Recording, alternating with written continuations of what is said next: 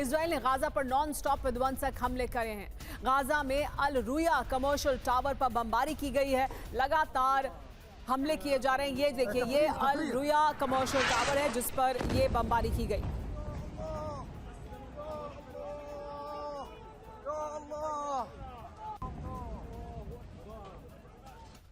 Israeli वायुसेना की Gaza city पर किस तरह से बमबारी हुई है उसकी जानकारी भी सामने आई है। हमास नियंत्रित टावरों पर पिन पॉइंट हमला किया गया है। पश्चिमी गाजा सिटी में तैबा 2 टावर पर हमला हुआ है। तो देखिए, एक के बाद एक किस तरह से कमर्शियल टावर को निशाना बनाया गया है। तैबा 2 टावर पर भी हमला किया गया है। ऐसा लगता है कि गाजा में अब कोई बड़ी इमारत दिखाई नहीं देगी जिस तरह के हमले लगातार किए जा रहे हैं। डोनेस्क में रूस के 2 सैन्य ब्रिज तबाह हो गए हैं। ब्रिज के नीचे छिपाए गए विस्फोटक पर ड्रोन अटैक हुआ है। देखिए, ये किस तस्वीरें सामने आई हैं।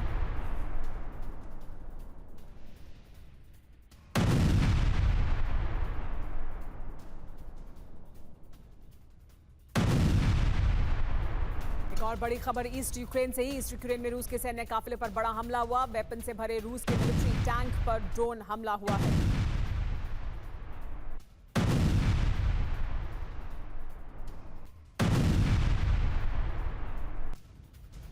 एक और बड़ी खबर वेनेजुएला से आ रही है। वेनेजुएला में देखिए किस तरह से तैयारी है अमेरिका की। वेनेजुएला के पास वॉरशिप, सबमरीन, हेलीकॉप्टर सब तैनात कर दिए गए हैं।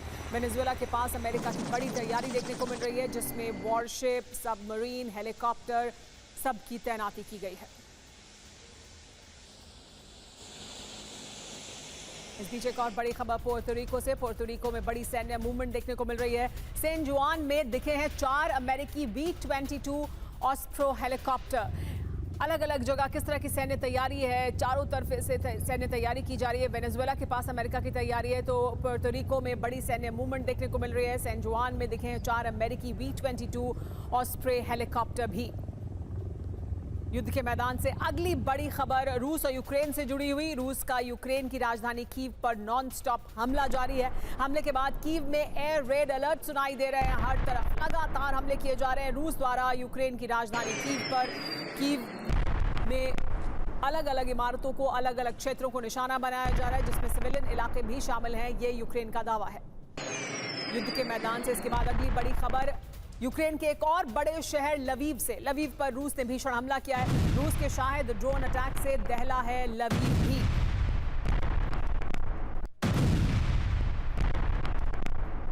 युद्ध के मैदान से अगली बड़ी खबर भी यूक्रेन से ही। यूक्रेन के विनित्सिया में विध्वंसक हमला हुआ है। रूस ने क्रूज मिसाइल से अटैक किया है तो कीव, लवीव, विनित्सिया, हर बड़े शहर पर यूक्रेन में रूस द्वारा ताबड़तोड़ हमले किए जा रहे हैं। लेकिन युद्ध के मैदान से अगली बड़ी खबर इजराइल से। इजराइल और गाजा के बीच जो युद्ध चल रहा है वहां से आईडीएफ की भीषण बमबारी से कांपा है गाजा। आईडीएफ ने गाजा में स्कूल पर बम बरसाए हैं। कमर्शियल बिल्डिंग, बड़ी इमारतें, स्कूल, सब जगह हमले किए जा रहे हैं। ये जो हमला है वो गाजा में एक स्कूल पर बम बरसाए गए।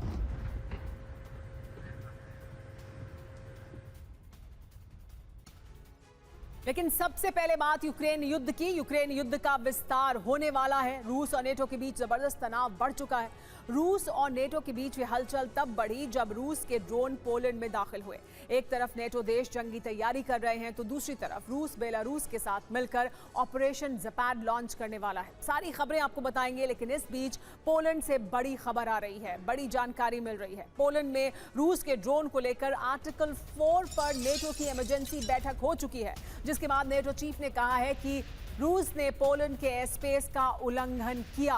ये घटना कोई लापरवाही नहीं है, कहा मार्क रूटे ने। हमारी एयरफोर्स तैयार है, हम सहयोगी देश की रक्षा के लिए प्रतिबद्ध हैं। सुनिए नेटो चीफ ने क्या कुछ कहा है। तो देखिए किस तरह से जो ड्रोन जाकर गिरा पोलैंड में, उस पर अब नेटो एक्टिव दिखाई दे रहा है। इसके खिलाफ ब्रिटेन बड़ी तैयारी कर रहा है। पोलैंड में लड़ाकू विमान भेजने का प्लान बना लिया गया है। पोलैंड में रूस की घुसपैठ के बाद यह बड़ा फैसला लिया गया है।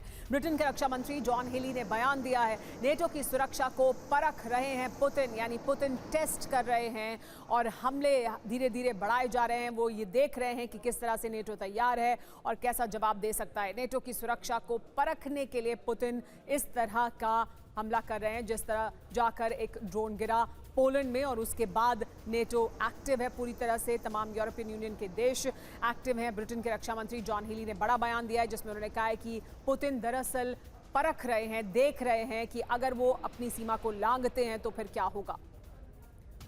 लेकिन पोलैंड की सीमा में घुसे थे 19 ड्रोन। दरअसल क्या हुआ था जिसके बाद नेटो इस तरह से एक्टिव है, समझ लीजिए। पोलैंड की सीमा में घुसे थे 19 ड्रोन। बेलारूस से लगी हुई सीमा में ये ड्रोन दाखिल हुए।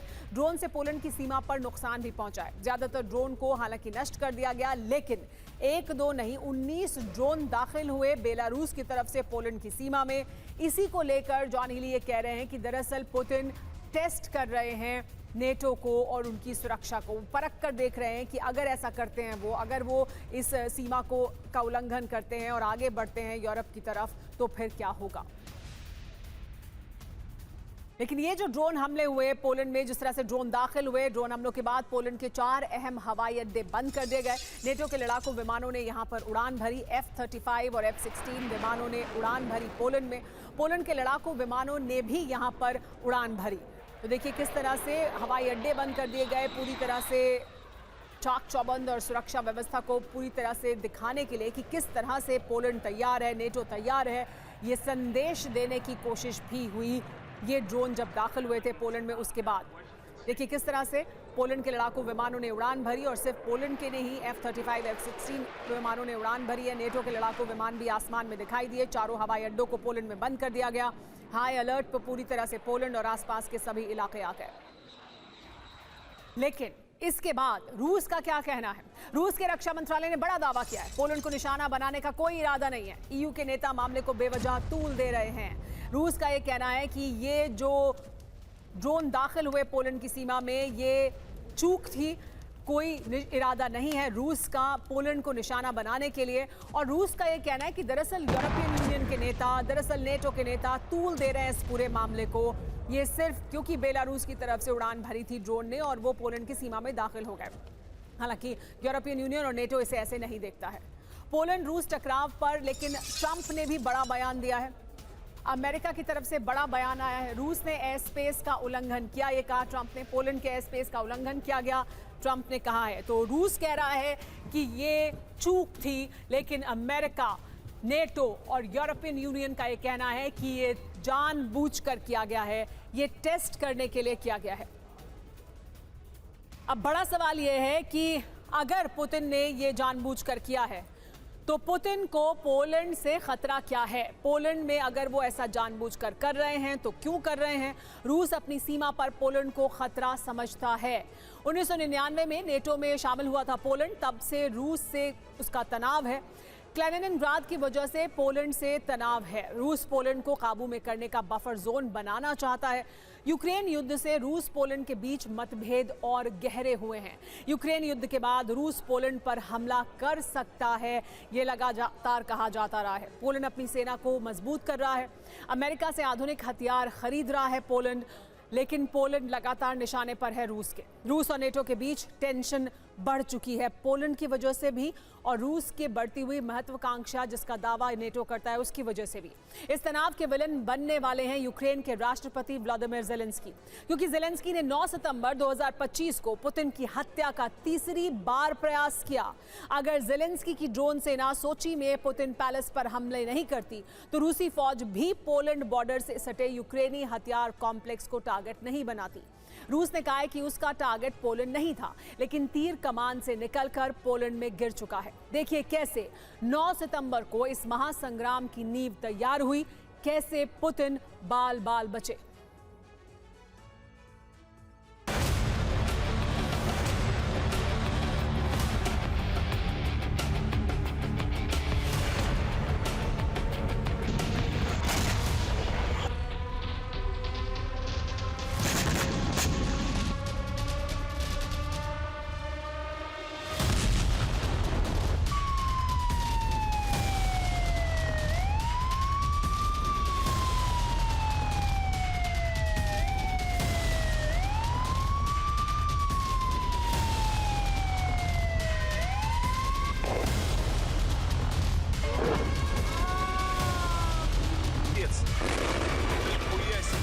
काला सागर के तट पर बसा रूसी शहर ड्रोन गर्जना से गूंज उठा।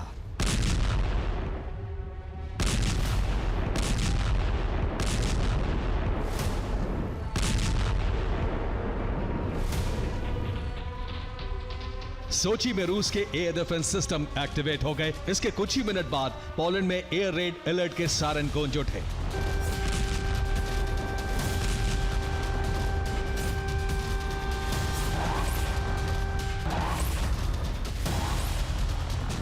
पोलैंड में एयर रेड के अलर्ट के सायरन बजते ही ब्रसेल्स के नेटो मुख्यालय में हॉटलाइन की घंटियां बजने लगी।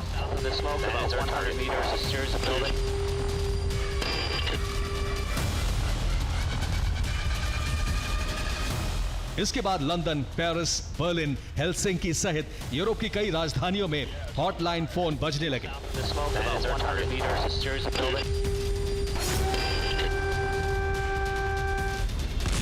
यूरोप में आपातकाल जैसे हालात हो गए,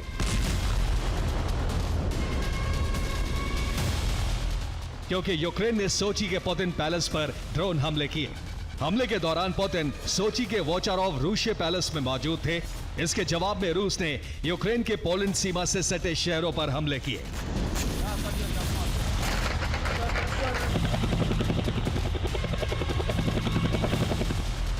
रूस के ड्रोन पोलैंड की सीमा में घुस गए। Washington, London, Paris, Berlin, Brussels में नेटो को हाई अलर्ट कर दिया गया।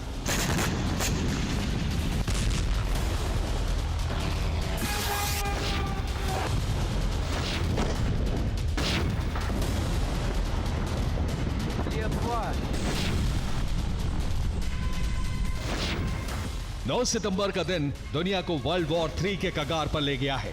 इसकी वजह है ज़ेलेंस्की का पुतिन की हत्या करने का प्रयास।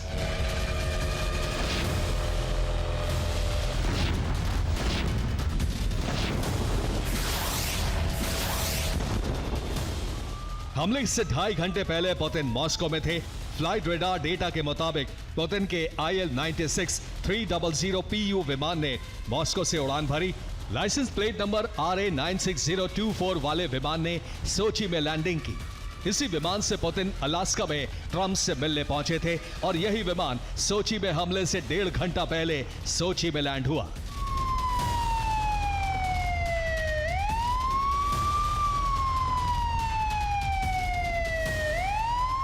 पुतिन के सोची पहुंचने की खबर यूक्रेन को लग चुकी थी और इस लैंडिंग के कुछ ही मिनट बाद यूक्रेन ने सोची के नो फ्लाई जोन में ड्रोन हमले शुरू कर दिए।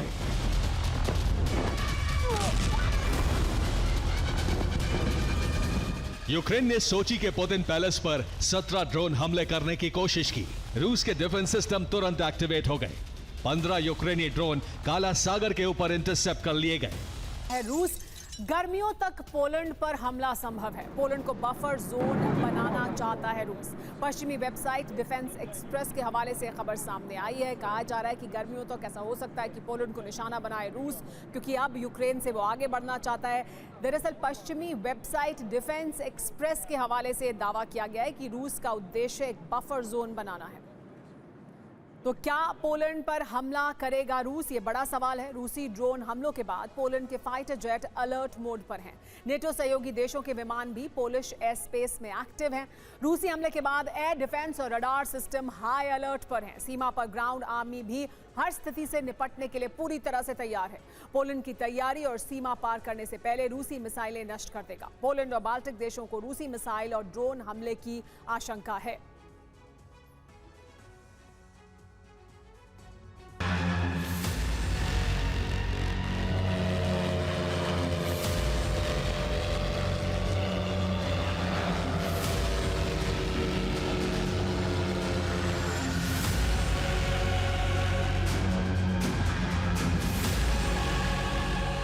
यूक्रेन ने तीसरी बार रूस के राष्ट्रपति की हत्या करने के इरादे से हमले किए हैं।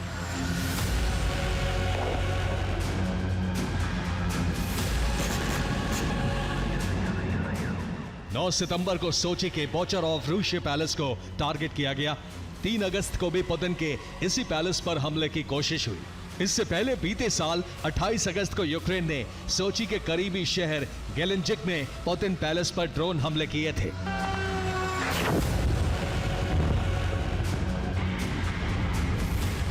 करीब $1.5 बिलियन के इस पैलेस को भी रूस ने नो फ्लाई जोन घोषित किया हुआ है। इस पैलेस के नीचे सुरंगों का एक जाल और न्यूक्लियर बंकर भी है। 28 अगस्त 2025 को किए गए ड्रोन हमले में पुतिन के इस पैलेस के करीब 3 हेक्टेयर जंगल में आग लग गई थी, लेकिन महल को नुकसान नहीं हुआ।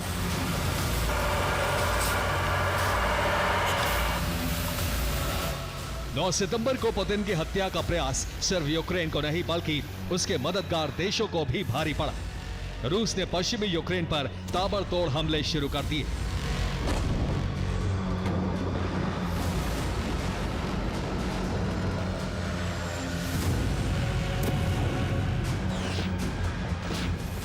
रूस के 10 शाहिद कामिकाज़े ड्रोन पोलैंड की वायु सीमा में घुस गए। वॉर्सो सहित पोलैंड के 4 एयरपोर्ट्स पर उड़ानें बंद कर दी गईं। यूक्रेन से सटे 3 जिलों में स्पेशल अलर्ट जारी कर दिया गया। रूसी ड्रोन पोलैंड में 60 किलोमीटर अंदर तक पहुंच गए। रूस के ड्रोन 30 मिनट तक पोलैंड की वायु सीमा में देखे गए।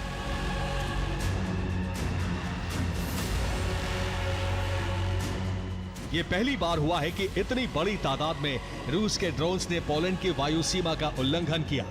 इसे रूस का सोचा समझा हमला माना जा रहा है। खतरा इतना गंभीर था कि पोलैंड में तैनात नेटो के फाइटर जेट्स को इमरजेंसी टेक ऑफ करना पड़ा।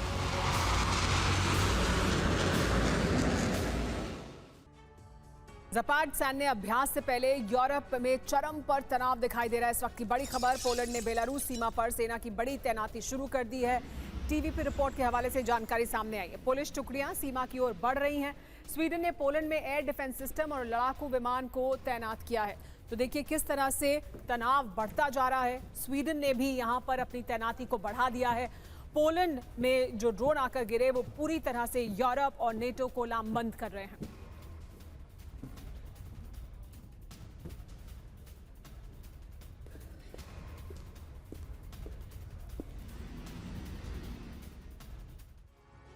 यूरोप का महायुद्ध पोलैंड में होगा क्या?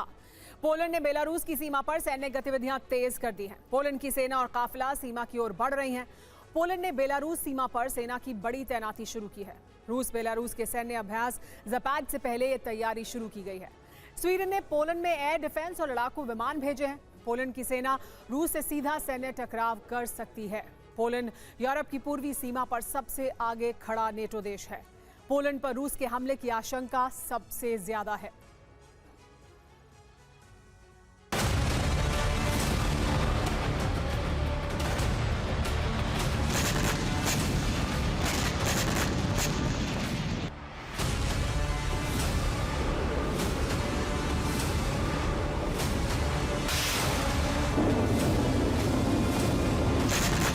ये पोलैंड के सीशानाव शहर की तस्वीरें हैं।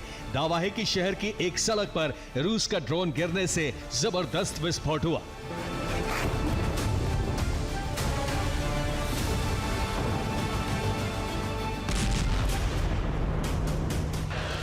पोलैंड पर ड्रोन हमलों के बाद अमेरिका भड़का हुआ है। अमेरिकी सांसद ने इसे एक्ट ऑफ वॉर कहा है, लेकिन ट्रंप से जब इस पर सवाल पूछा गया तो वो बिना जवाब दिए आगे बढ़ गए। ट्रंप भले ही चुप हों, लेकिन पोलैंड सहित रूस के दूसरे पड़ोसी देशों ने यूरोप को अलर्ट कर दिया है।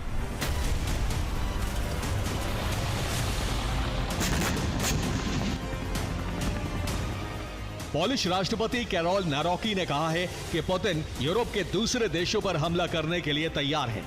ज़पाड युद्धाभ्यास के बहाने रूस में सैन्य तैनाती हो चुकी है। पोलैंड 11 सितंबर से बेलारूस पोलैंड बॉर्डर को बंद कर रहा है। लिथुआनिया ने कहा है कि रूस उसकी सीमा पर रडार स्टेशन बना रहा है, जो नेटो के लिए बड़ा खतरा है।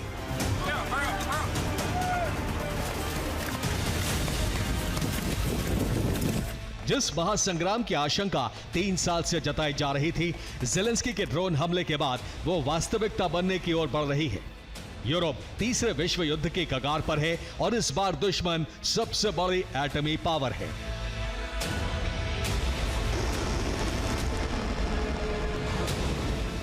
Bureau report, TV9 Bharatvarsh.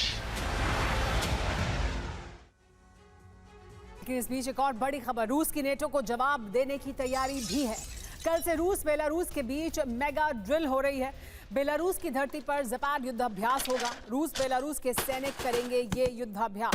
30,000 से ज्यादा सैनिक इस युद्धाभ्यास में शामिल होंगे।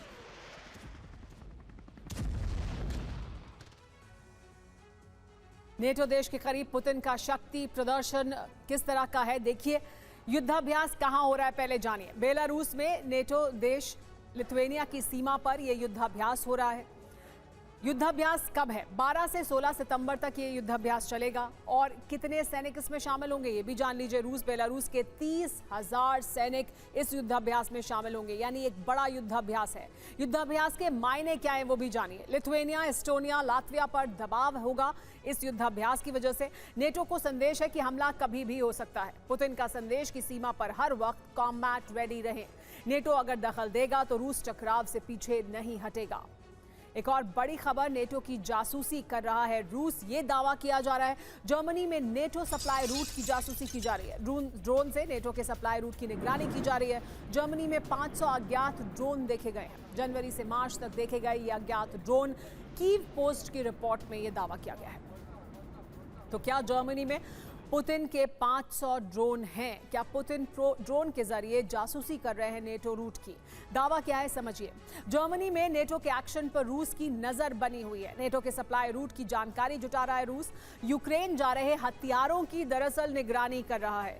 सैन्य ठिकाने, परीक्षण स्थल, रसद रूट की जासूसी की जा रही है, ट्रैकिंग की जा रही है। श्वेसिंग एयरबेस, मांचिंग एयरबेस की निगरानी की जा रही है। जनवरी से मार्च तक जर्मनी में 500 ड्रोन दिखाई दिए हैं। तो क्या यूरोप पर रूस के हमले का खतरा गहराता जा रहा है? हालांकि रूस की तरफ से जब तक कोई बड़ा कदम यूरोप के खिलाफ नहीं उठाया गया है, लेकिन यूरोपीय देश रूस की गतिविधियों को लेकर जिस तरह के हालात देख रहे हैं वो उनकी आशंका को और पुख्ता करता है। अब सवाल यह है कि नई गतिविधि क्या है जिससे यूरोप डर गया है। देखिए इस रिपोर्ट में।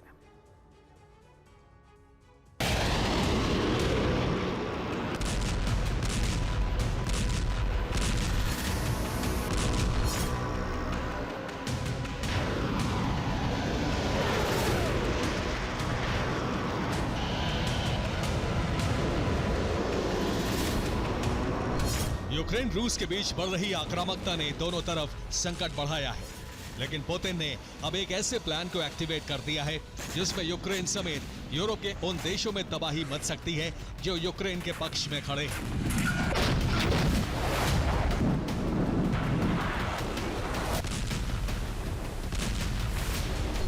यूरोप पर हमले का प्रण, समंदर में फिक्स रन। जमीनी जंग के बीच यूक्रेन ने जैसे ही काला सागर में रूस को टारगेट बनाना शुरू किया, वैसे ही पुतिन ने समुद्री जंग के मोर्चे पर ऐसी तैयारी शुरू कर दी जिसने यूरोप समेत ब्रिटेन के लिए संकट खड़ा कर दिया है। ये संकट है समंदर से न्यूक्लियर हमले का, और इस खतरे से आगाह किया है रॉयल नेवी ने, जिसने बताया है कि रूस ने समुद्र में रिसर्च करने वाली इकाई को फिर से एक्टिवेट कर दिया है और यही इकाई रूस के जासूसी जहाज और सबमरीन को कंट्रोल करती है, जो समुद्र की सतह पर बिछे केबल को नष्ट कर सकती है। हालांकि इस दावे की पुष्टि नहीं की गई है, लेकिन ये सच है तो इसका मतलब है कि पुतिन ने एक बेहद खतरनाक मिशन को शुरू कर दिया है, यानी मिशन तोड़फोड़ एक्टिव गूगी कोड। रूस के इस कोड वर्ड से खास तौर पर ब्रिटेन अच्छी तरह वाकिफ है। ऐसा इसलिए क्योंकि इसमें टारगेट ब्रिटेन और उसके सहयोगी हैं। दरअसल गूगी रूस की एक जासूसी यूनिट का नाम है जो समुद्र में दुश्मनों को निशाना बनाकर गायब हो जाती है। इस यूनिट का ठिकाना आर्कटिक की बर्फ के नीचे है, जिसका पता लगाने में सोनार भी नाकाम हो जाता है। यानी पुतिन ने ऐसा मिशन शुरू किया है जिसमें ब्रिटेन और उसके सहयोगी देशों के बीच कम्युनिकेशन न सिर्फ ठप होगा, बल्कि न्यूक्लियर तबाही में कोई एक दूसरे को मदद भी नहीं दे पाएगा। और ब्रिटेन के दावे पर इसलिए विश्वास किया जा सकता है क्योंकि हलचल समुद्र में बढ़ी है।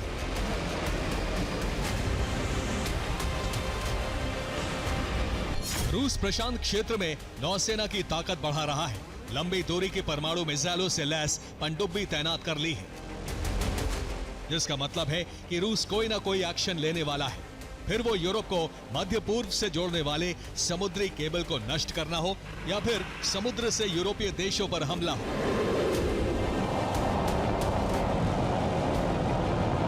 कुछ बड़ा होना तय है।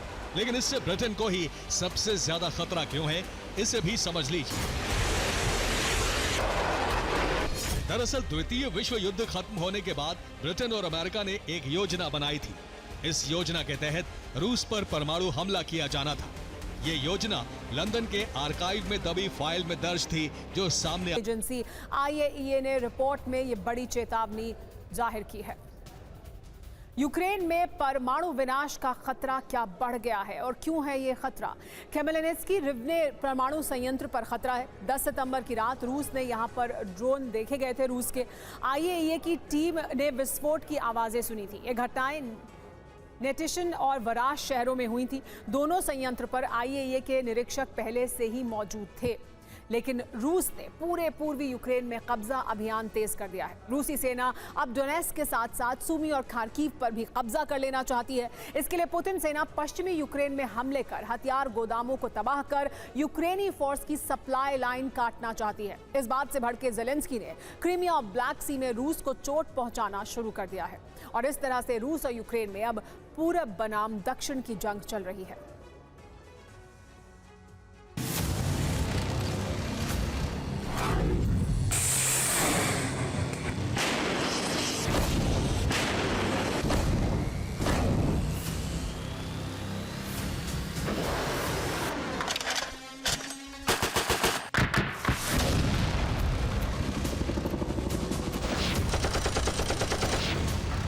रूस और यूक्रेन में पूरब और दक्षिण की जंग शुरू हो गई है।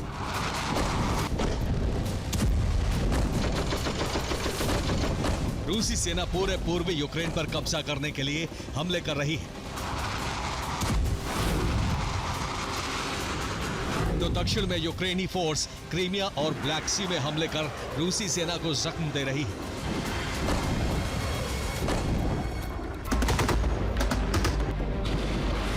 पूरब बनाम दक्षिण के इस लड़ाई की वजह से विनाश की आग बहुत ही भयावह हो गई है। रूसी हमलों से यूक्रेन के कई प्रांत धधक रहे हैं, तो यूक्रेन के विस्फोट से न सिर्फ क्रीमिया बल्कि ब्लैक सी में रूसी नेवल बेस पर भी बड़ा खतरा मंडराने लगा है।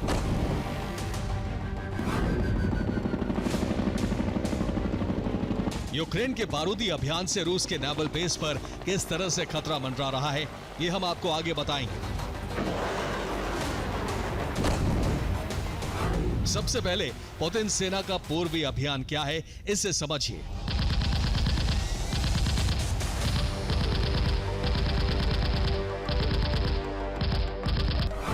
दरअसल रूसी सेना लुहांस्क, डोनेट्स्क, ज़ेपोरिज़िया और खेरसोन समेत पूरे पूर्वी यूक्रेन पर कब्जा कर लेना चाहती है। यानी पुतिन के टारगेट पर अब यूक्रेन के सूमी और खार्किव प्रांत भी हैं। अपने इसी लक्ष्य को हासिल करने के लिए रूसी सेना यूक्रेन में जबरदस्त हमले कर रही है। कीव समेत यूक्रेन के कई शहरों में हमला कर रूस ने यूक्रेनी फोर्स को वहीं पर उलझा रखा है। इन हमलों की आड़ में रूसी सेना पूर्वी यूक्रेन की जमीनों पर कब्जा करती जा रही है।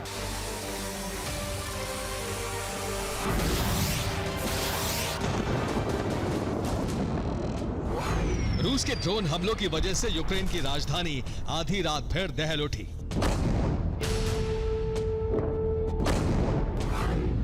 सीरियल विस्फोट की वजह से कीव में कई इमारतें ध्वस्त हो गईं।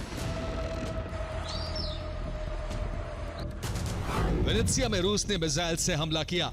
हमले में यूक्रेन का पावर स्टेशन जल गया।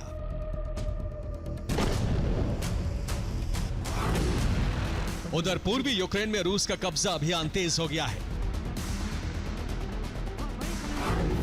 डोनेट्स्क में एरियल बम से हमला कर रूस ने यूक्रेन के ठिकाने को तबाह कर दिया।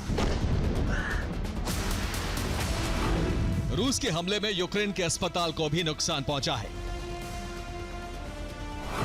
इतना ही नहीं, रूस ने पश्चिमी यूक्रेन में मौजूद लवीव प्रांत में भी जबरदस्त तबाही मचाई। लवीव में रूस सोची समझी रणनीति के तहत हमले कर रहा है। लवीव में यूक्रेन के हथियार गोदामों को तबाह कर रूस पूर्वी फ्रंट पर जंग लड़ रही यूक्रेनी सेना की सप्लाई लाइन को काटना चाहता है।